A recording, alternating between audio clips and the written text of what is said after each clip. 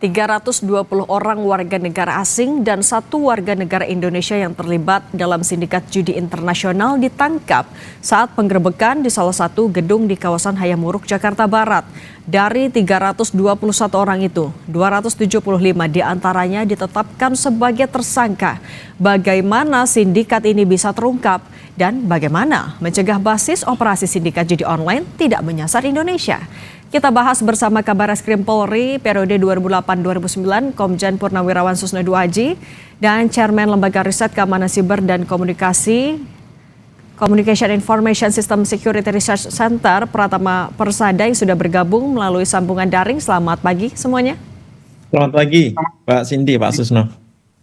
Oke, Pak Susno, ketika ada 320 WNA melakukan operasional judi online di Jakarta atau di Indonesia, pertanyaan besarnya yang langsung muncul adalah pasti, kok bisa Pak Susno?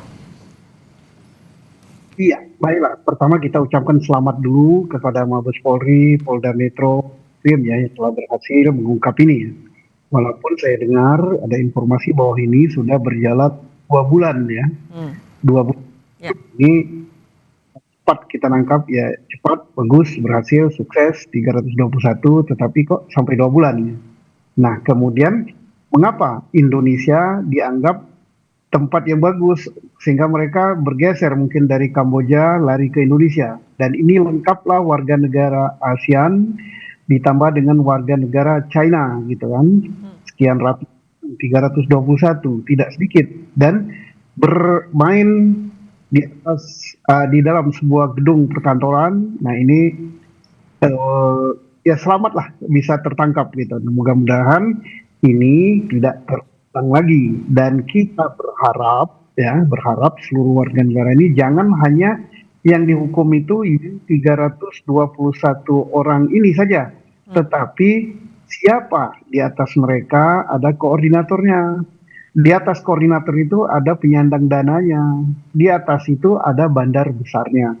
Seandainya bandar besarnya di negara lain pun atau warga negara lain pun berdomisili di negara lain pun, tetap dia melakukan kejahatan di Indonesia, dan menurut hukum Indonesia itu tapi dikenai dengan pidana Indonesia.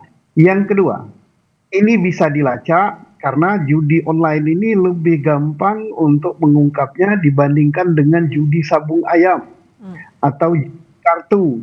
Mengapa demikian? Karena jejak elektroniknya ada. Pasti dia menggunakan internet, dan transaksi keuangannya pasti menggunakan transaksi elektronik, yaitu menggunakan e-banking, yaitu electronic banking. Nah itu melacaknya artinya tidak terlalu sulit. Libatkanlah PPATK, libatkanlah imigrasi, dan saya kira ini sudah dilibatkan semua, sehingga masyarakat Indonesia berharap bandar besarnya ini tertangkap. Dan juga di samping itu bisa juga dikenakan siapa sih sponsor di Indonesia atau pelindungnya, pasti ada, karena ini pasti omsetnya itu besar ya, karena yang main judi ini bukan hanya orang Indonesia, bisa dari negara lain. Sesuatu yang dilakukan dengan cara elektronik ya, internet, ini terhubung ke seluruh dunia, dari manapun juga bisa pasang, jadi pasti omsetnya. Nah Pak Susno, kalau soal sponsor itu, atau ya berarti kan ada orang juga yang menyiapkan mereka bisa masuk ke Indonesia sebanyak itu 320 orang. Sponsornya itu biasanya melakukan dukungannya di sektor mana sih? Ya, dia melakukan kan dari segi keamanannya, bisa lolos, apa sih alasan yang dibuat masuk ke Indonesia sekian banyak, apakah pekerjaan dia akan bekerja di pabrik, dan apakah akan bekerja di suatu perindustrian, atau bekerja di mana, apakah telah mengurus izin kerja, atau masuk secara gelap, datang perorangan gitu. Tapi saya tidak yakin dia datang perorangan bisa ketemu di Indonesia di suatu tempat dan bekerja yang sama. Nah itu saya yakin baik dari imigrasi maupun Bareskrim Polri bisa mengungkap ini. Sampai nanti siapa sih koordinator lapangannya, siapa sih sponsornya, siapa sih bandar besarnya, siapa penyandang dananya, dan siapa yang melindungi mereka itu ya, yang melindungi keamanan mereka gitu, atau backingnya itu. Asalnya siapa? Kita harap ini terungkap semua. Saya yakin Bareskrim bisa mengungkap ini. Oke, Mas Pratama, kalau Barreskrim kan sampai bilang kita akan melakukan penegakan hukumnya di sini biar jangan sampai di sana kalau dipulangkan ke negara asal di sana tidak dihukum secara tegas sesuai dengan peraturan kita, kemudian balik lagi. Nah, memangnya kalau dari pantauan Anda, analisis Anda, seberapa masif perpindahan atau pergeseran basis operasi judi online dari Indochina ke Indonesia? Ya, jadi masalah judi online ini kan jadi masalah di banyak negara ya Mbak ya gitu. Kemarin juga ketika di Kamboja habis-habisan kan tutup, kemudian tangkap besar-besaran begitu. Nah ini kan akhirnya mereka jadi pindah kemana-mana gitu. Jadi ini kejahatan transnasional memang gitu. Nah yang jadi masalah adalah ini orang-orangnya kan masih ada, ya kan. Terus kan nggak ditangkap-tangkapin semuanya gitu. Dan akhirnya mencari tempat lah di mana yang kira-kira bisa aman buat mereka gitu. Nah, mereka akhirnya milih Indonesia gitu ya. Nah, ini jangan sampai nih Indonesia jadi safe haven-nya untuk operasi judi online Asia Tenggara nih gitu. Karena apa? Ya karena sangat luar biasa sekali loh. Mereka bisa menyewa gedung yang sangat besar gitu ya kan. Kemudian ada ratusan orang gitu. Kemudian tadi Pak Jenderal Susno juga bilang kemungkinan ada backing lokalnya begitu. Nah, ini menurut saya memang harus diungkap gitu. Tetapi kita juga perlu tahu juga ya bahwa sebanyak 321 orang itu yang tadi dibilang 175 tersangkanya gitu. Itu levelnya juga macam-macam gitu. Ada operator lapangan, kemudian ada customer service, ada admin, ada marketing, ada payment handler gitu. Atau bahkan itu bukan mastermind-nya sebenarnya. Mereka hanya istilahnya staff atau manajer di bawahnya aja gitu. Sebenarnya yang perlu diperdalam itu nanti adalah pemodalnya siapa, seperti tadi Pak Usman bilang, pemilik platformnya siapa, kemudian penyedia rekeningnya siapa, penyedia kriptonya siapa, karena pasti ujung-ujungnya nanti akan dilempar ke kripto nih gitu. Kemudian masalah sponsor visa dan lain-lain gitu. Karena ini modusnya ini semakin lama akan semakin canggih Mbak gitu. Sehingga penting sekali pemerintah kita bisa mengungkap ini semua. Apresiasilah kepada Polri ya gitu. Nggak apa-apa Pak Jenderal 2 bulan yang penting ketangkep lah ya gitu. Tapi ini nggak bisa berhenti sampai di sini. Kan banyak yang disita kan ya, banyak komputer disita, banyak akun disita, banyak handphone disita begitu. Itulah yang harus diikuti selain pentingnya follow the money gitu. Kenapa? Karena dari alat komunikasinya mereka, dari komputernya mereka, kita itu bisa melakukan digital forensik, kita bisa menyelusuri sampai kemana nih ujungnya nih duit ini gitu. Sampai kemana nih mereka diperintah oleh siapa begitu dan lain-lain. Nah, itu sebenarnya bisa dikejar Mbak gitu kalau kita melakukannya dengan baik. Oke, tapi kalau gitu kalau pertanyaan sudah seberapa mengkhawatirkan ya tadi potensi ada pergeseran basis operasional ke Indonesia itu memang sudah di tahap sudah ya tidak bisa dinegosiasikan lagi, memang sudah di tahap mengkhawatirkan itu Mas. Ya betul, karena apa? Karena pengawasan di Indonesia kan juga masih kurang ya Mbak ya gitu. Pengguna internet sebegitu besarnya di Indonesia begitu. Sehingga judi online ini gitu ya, kalau tidak segera diberantas sampai ke akar-akarnya, pasti akan tumbuh lagi gitu. Dan ini sistem yang sangat gampang sekali Mbak. Ini sekarang ini gerebek nih gitu. Mereka cukup butuh waktu 2 atau 3 jam aja untuk mengcloning sistem yang sudah digerebek ini gitu. Jadi tidak ada susah-susahnya sama sekali ketika kita berbicara dengan teknologi judi online ini. Termasuk juga masalah blokir-blokiran. Sekarang diblokir 1 juta, nanti malam ada 2 juta lagi gitu. Jadi memang harus dicari siapa nih di ujungnya nih, siapa yang backing kata Pak Jenderal tadi, siapa nih orang-orang yang ngawal gitu. Karena kan pasti ada yang nyediain rekening, Mbak. Nggak mungkin mereka pakai rekening luar negeri kan, pasti pakai rekening Indonesia gitu. Siapa yang menyediakan itu gitu, pakai bank mana? Kenapa banknya kok diam aja? Kenapa kok dia nggak bisa mendeteksi itu fraud gitu? Padahal bank gampang sekali dengan sistem fraud detection-nya gitu untuk bisa mengecek rekening itu digunakan deposit judi apa bukan gitu. Karena jelas transaksinya kecil-kecil duitnya gitu. Kemudian yang transaksi banyak sekali berlangsung selama 24 jam gitu. Bank sebenarnya juga tahu kenapa kok bank diam aja. Nah, hal-hal seperti itu yang nanti akan bisa diungkap, Pak. Nah kalau gitu ya jangan sampai ditutup 1 juta nanti muncul lagi 2 juta, kan mereka juga celah adaptasinya adalah bikin domainnya itu ada variabel-variabel tertentu nih biar nggak bisa diblokir. Nah memutus mata rantainya harusnya kayak gimana pemerintah Mas? Ya harus dicari ke akarnya dan itu nggak susah gitu. Dari jutaan website judi online ya Mbak ya, yang sekarang diblokir Komdigi gitu ya. Kemudian yang sekarang ini masih bisa kita, sampai sekarang juga masih bisa kita akses Mbak gitu. Itu sebenarnya masuknya hanya ke 5 atau 6 server saja gitu. Jadi ketika kita login pakai agen judi online manapun, begitu login ya kita masuknya saja Zeus gitu, masuk ke poker dan lain-lain begitu. Nah, itu yang harus diungkap gitu. Server-server itu, dan itu nggak perlu harus kita tahu itu ada di luar negeri atau di mana gitu. Kita punya kemampuan kok untuk melakukan pembatasan akses gitu. Nah, masalahnya yang dibatasi aksesnya itu bukan loginnya tapi servernya gitu. Nah, kemudian juga orang-orangnya Mbak gitu. Ini kalau servernya udah diblokir, orang-orangnya ini kalau misalkan yang tangkap itu hanya ternyata kroco-kroconya gitu, ya tetap akan jalan lagi gitu. Nah, makanya dikejar sampai si beneficiary account-nya itu, ownernya itu siapa gitu. Nah, berarti kan mengejar sampai aktor paling atasnya. Nah, Pak Susno sebenarnya untuk mengejar aktor paling atasnya, bosnya nih, gimana cara Barreskrim Polri akan melakukan profilingnya, penelusurannya, sampai aliran dananya harus kayak gimana? Baik. Jadi pertama, ini karena judi online ini adalah judi elektronika transnasional ya. Tadi udah disampaikan oleh Pak Pratama, gampang sekali ya. Ini sangat beda dengan judi sabung ayam, judi kartu, atau judi dadu ya. Kenapa? Orang ini terkonek dengan alat-alat elektronika, internet, kemudian m-banking, kemudian apalagi seperti melalui alat handphone, melalui alat laptop dan sebagainya. Jadi kalau memang betul mau melacak, tadi udah dikatakan follow the money. Follow the money itu lacak transaksinya kemana, ngalir kemana, sampailah dia ke pusatnya. Dari pusatnya itu apakah di change ke kripto atau atau ditarik dalam cash money, ditukar dengan asing, itu kan ketemu rekening siapa. Nah, kemudian yang kedua, follow the money itu melibatkan siapa? PPATK dan perbankan. Yang kedua, kalau kita berbicara mau menghentikan gitu, supaya Indonesia tidak dianggap tempat yang subur. Gampang juga. Judi itu ambil aja alatnya. Apa alatnya?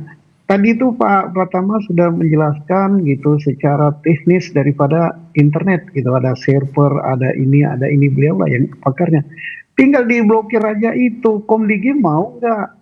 Jangan-jangan di dalam Komdigi seperti dulu dihebohkan sampai tingkat paling atas gitu. Level menteri atau level apa yang dulu itu kan tahu ini. Kalau mau ditutup pun dikasih tahu. Tapi kalau itu pun sudah mau bekerja sama dengan siapa? Dengan OJK, dengan Bank Indonesia. OJK membawahi operasional perbankan. Dia buat aturan. Tadi kata Pak Pratama, rekening receh banyak sekali, jutaan rekening. Masa nggak dicurigai 24 jam rekening itu transaksi? Dan dibuat aturan oleh OJK bahwa membuka rekening di Indonesia tidak segampang itu. Coba kita rekening di Singapura sulit, buka rekening lah kita di Thailand tidak segampang kita. Kita bahkan buka rekening lewat HP pun bisa gitu. Nah, Jadi aturan ini Pak Pratama udah jelas sekali. Jadi artinya kalau mau menutup kita, ya bunuhlah internetnya, servernya tadi. Apa itu Pak jelaskan dalam bahasa ini ya, bunuhlah rekening-rekening yang dicurigai. Kalau nggak ada rekeningnya, nggak ada internetnya yang terhubung dengan itu, ya ibarat judi dadu, nggak ada dadunya, nggak ada uangnya, ya nggak bisa judi dong. Tapi berarti gitu. Pak Susno, kalau misalnya secara SOP-nya ada, regulasinya ada, dan itu mudah seharusnya untuk menelusuri, kok tapi pemberantasan judi online nggak beres-beres, ganjalannya tuh di mana sih Pak? Jangan hanya polisi saja, polisi sudah begitu, jadi tinggal bagaimana nanti duduk bersama, tadi Pak Pratama katakan, yang punya rekening, yang mengatur rekening, siapa itu? BI dan OJK. Yang mengatur perinternetan di Indonesia, siapa?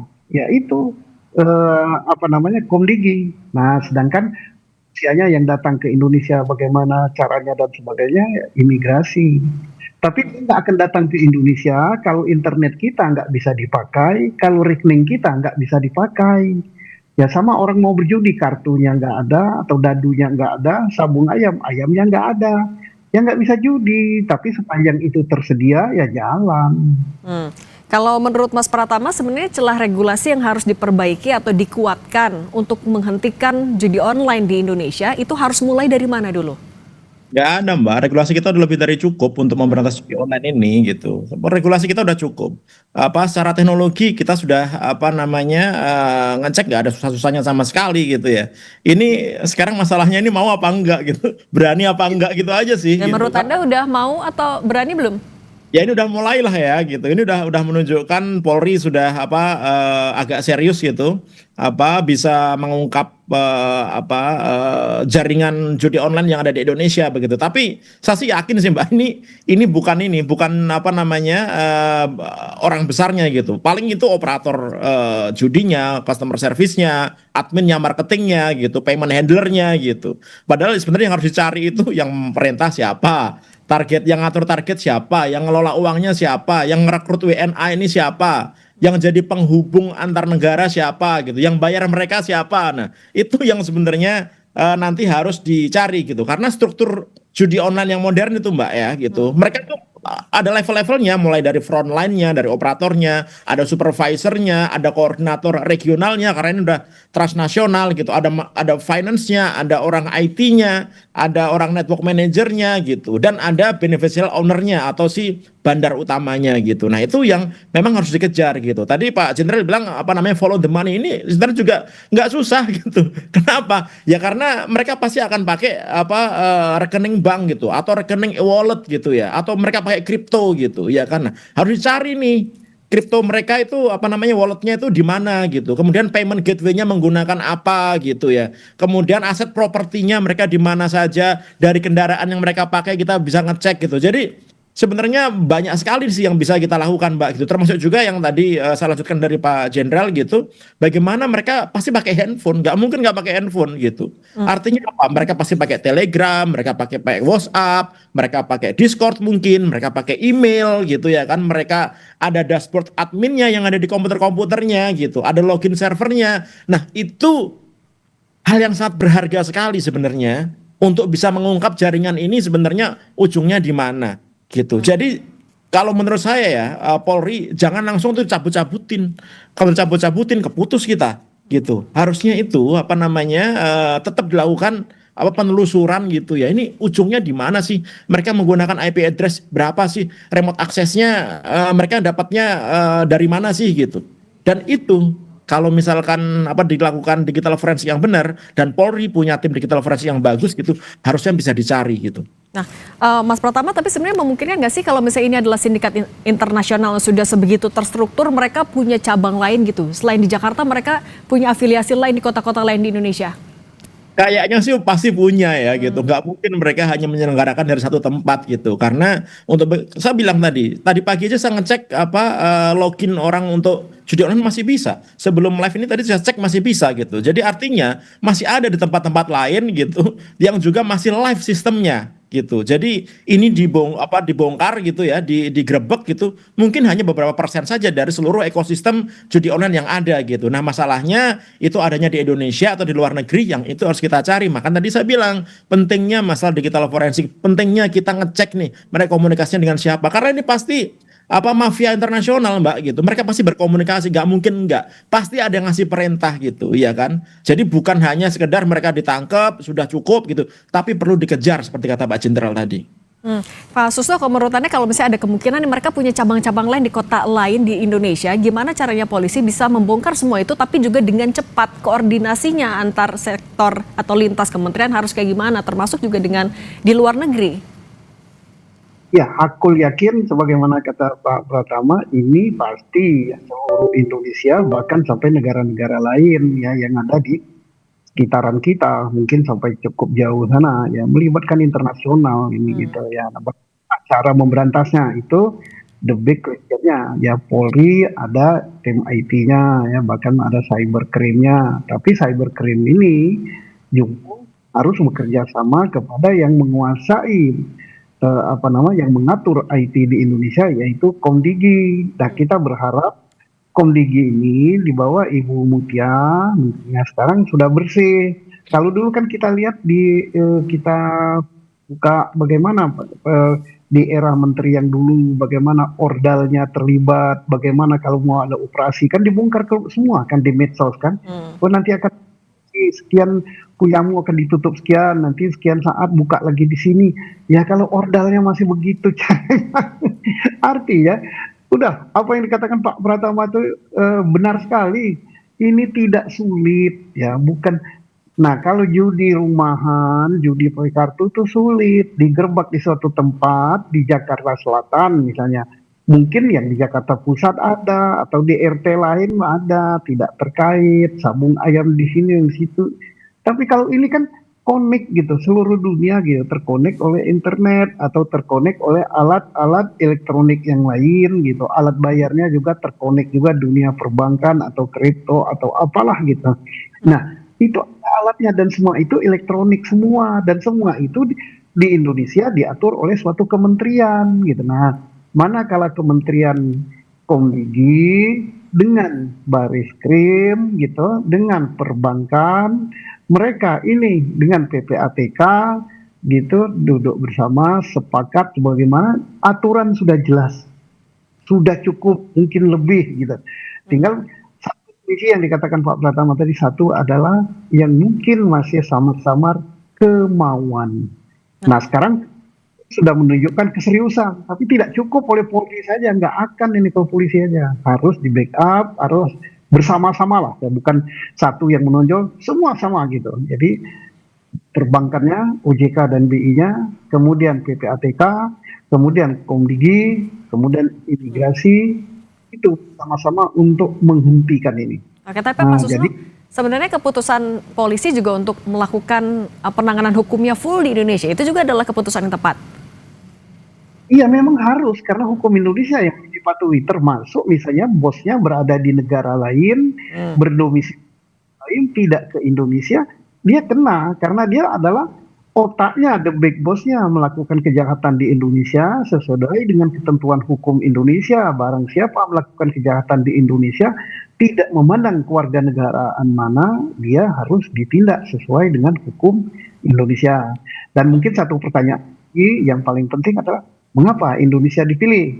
Nah kemarin kita kan dengar informasi pusatnya di Kamboja gitu kan, banyak di Kamboja, tetapi banyak warga negara Indonesia yang bekerja di perjudian di Kamboja, baik sebagai tenaga kasarnya, operatornya, tetapi ada juga beberapa nama-nama orang Indonesia, bos judi Indonesia disebut-sebut melakukan di sana. Ya, jadi artinya orang-orang itu harus dihukum gitu. Ya. Oke, kalau Mas Pratama, yang selalu jadi ganjalan juga atau tantangan kan adalah oknum-oknum operator judi online ini, kan mereka selalu adaptif juga mencari celah-celah regulasi. Nah, tapi kalau menurut Anda sebenarnya pemerintah kita, polisi sudah punya teknologi dan SDM yang mumpuni yang bisa bikin kita sebenarnya 2 langkah lebih maju daripada oknum-oknum ini, atau masih ada yang harus ditingkatkan sih? Udah dong, udah Pak, nggak susah saya bilang. Ini gampang sekali, kita dengan apa namanya ngecek lalu lintas apa namanya proksinya, kemudian IP address-nya, kita bisa tahu sebenarnya gitu ya kan. Domainnya menggunakan apa, hostingnya pakai apa, kemudian DNS-nya apa, kemudian apa namanya API-nya seperti apa dan lain-lain gitu. Mbak, operator itu bisa diganti, gampang. Anytime bandar itu bisa ganti. Tapi infrastruktur digital seperti yang kemarin diungkap Polri itu pasti meninggalkan jejak gitu. Nah, itu yang harus dikejar. Nah, kemudian apa WNA yang diserahkan ke imigrasi.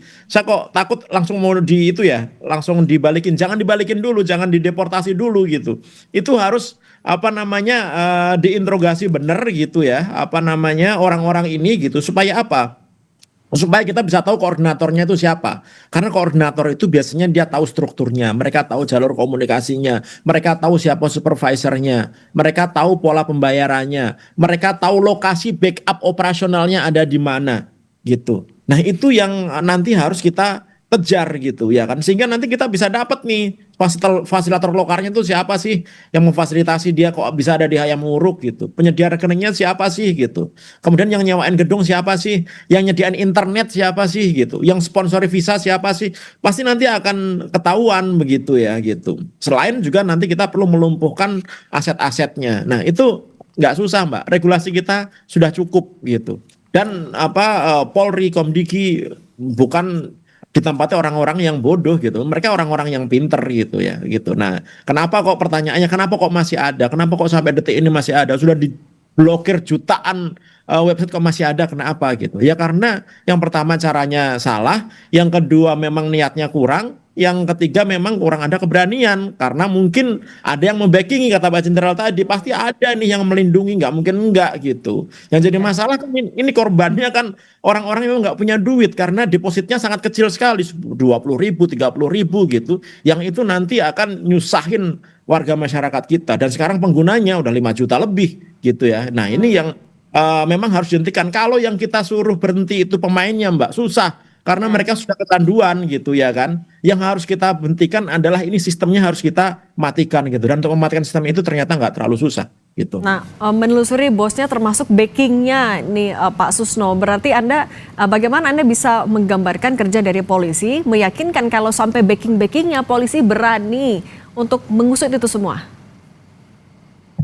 Tadi udah diuraikan Pak Pratama, itu udah benar, kita jalur yang ditempuh, telusurilah jalur itu, baik follow the money atau follow lewat follow informasi transaksi, yaitu melalui rekening, melalui internetnya.